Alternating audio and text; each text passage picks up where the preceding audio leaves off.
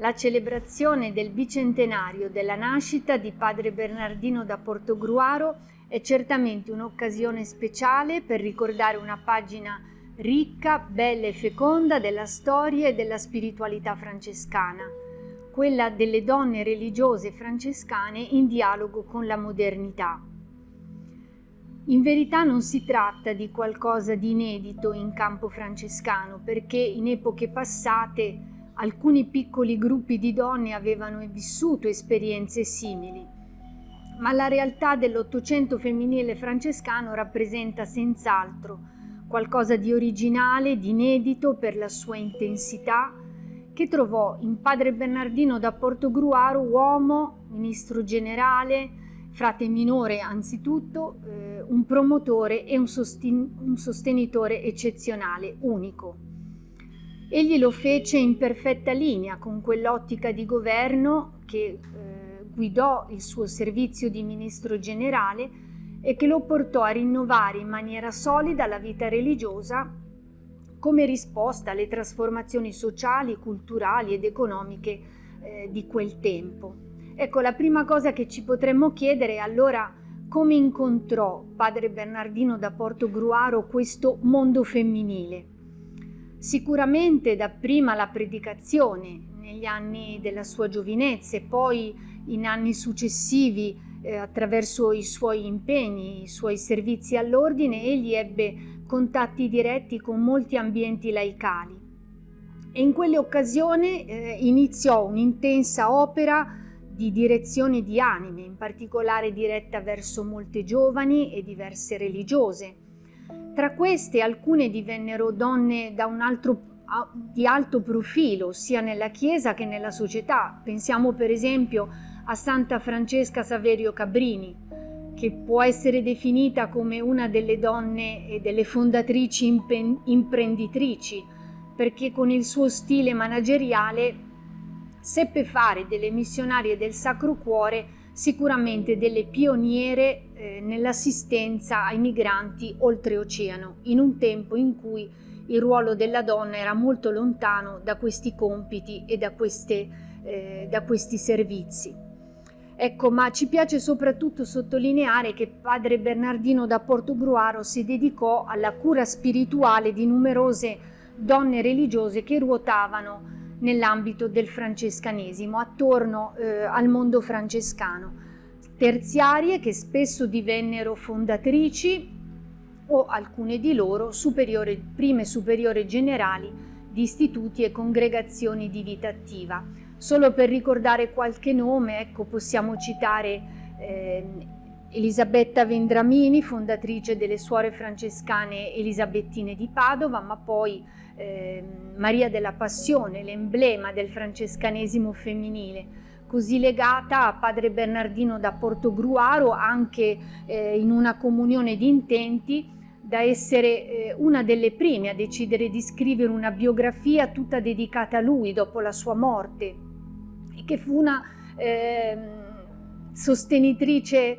sicuramente fortemente motivata nel sostenere il suo processo di canonizzazione, in tempi durante i quali, al contrario, nell'ordine diversi frati minori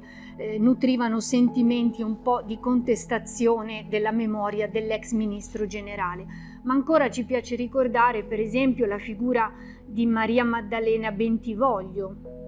che tra le Clarisse fu orientata dal ministro generale, da Padre Bernardino, e che divenne una grande riformatrice dei monasteri delle Clarisse negli Stati Uniti d'America negli ultimi decenni dell'Ottocento. Ecco, l'assistenza spirituale fu dunque il primo modo con il quale Bernardino da Portogruaro si avvicinò al mondo femminile, in particolare al mondo femminile francescano, ma va detto che durante gli anni del suo mandato di governo le religiose francescane in particolare godettero soprattutto della sua presenza, delle sue scelte, delle sue azioni, soprattutto orientate alla nascita, all'esistenza e allo sviluppo delle congregazioni di vita attiva. Ci riferiamo a quella costellazione smisurata di religiosi e di comunità che sorsero tra 800 e 900. Se per i numeri questi istituti di vita apostolica sicuramente rappresentano un vero fenomeno fondazionale per la vita della Chiesa in quegli anni, il quadro francescano, i dati che si riferiscono al mondo francescano ci parlano ancora di più dell'incisività che la spiritualità francescana ebbe rispetto anche ad altre spiritualità anche in questo campo. Si contano più di 400 istituti femminili francescani di congregazioni di vita attiva nate tra 800 e 900, aggregate al primo ordine e dove queste donne professavano la regola del terzo ordine o in alcuni casi quella del secondo ordine con alcuni particolari adattamenti. Padre Bernardino da Portogruaro accompagnò in maniera diretta la nascita e molte altre volte invece semplicemente lo sviluppo di queste congregazioni. Se ne contano circa 30 di istituti femminili di vita attiva per i quali egli svolse quest'opera. Di questi 20 erano di matrice francescana. Si tratta di istituti nati in Italia, molti di questi, altri in Europa, soprattutto in Francia, ma a questi numeri vanno sicuramente aggiunti moltissimi altri istituti dei quali egli si occupò, in parte per il suo ufficio di ministro generale, in parte poi come delegato dell'ordine per le terziarie. Le fonti in tantissimi casi ci danno testimonianza di un'opera sempre svolta con paterna vicinanza a queste donne e a queste comunità. Ecco, sicuramente questi dati suscitano in noi un po' di stupore, perché è chiaro che questa sua opera di sostegno al mondo femminile avveniva mentre egli si occupava di moltissime altre faccende complicate e serie per restaurare l'ordine francescano, l'ordine dei frati minori in maniera più diretta dopo le soppressioni governative di matrice liberale. Ecco, e dunque si rimane certamente più che ammirati di fronte alla sua attenzione seria, di fronte all'onere di tempo che egli dedicò a questa realtà. Si trattava di legami spesso dettati da un'amicizia, da fraternità, molte volte capaci di sostenere, di accompagnare il cammino di questo mondo femminile che si presentava in ambiente francescano, dobbiamo dire, anche molto variegato, disomogeneo. Bernardino da Portogruaro non fece distinzioni, si occupò tanto di quelle famiglie che fin dalle origini dimostravano, avevano già in germe la capacità di potersi espandere, che quindi fin dall'inizio si dimostravano capaci di una visibilità all'interno della Chiesa, ma nello stesso tempo si prese a cuore anche di quei piccoli gruppi di terziarie sparse per l'Italia, per l'Europa e in parte anche oltremare, che vivevano del desiderio di seguire la vita regolare che Francesco, quello che loro chiamavano il padre serafico, loro indicava. Ecco, Francesco per loro rappresentava il modello del predicatore che dava buon esempio, colui che univa alla contemplazione anche un impegno sollecito verso le nuove povertà del tempo. Padre Bernardino di queste donne seguì la vivacità operosa, si interessa di loro, spesso anche attraverso contatti diretti o con rapporti epistolari, le incoraggia, appoggia i processi di autonomia giuridica ed economica,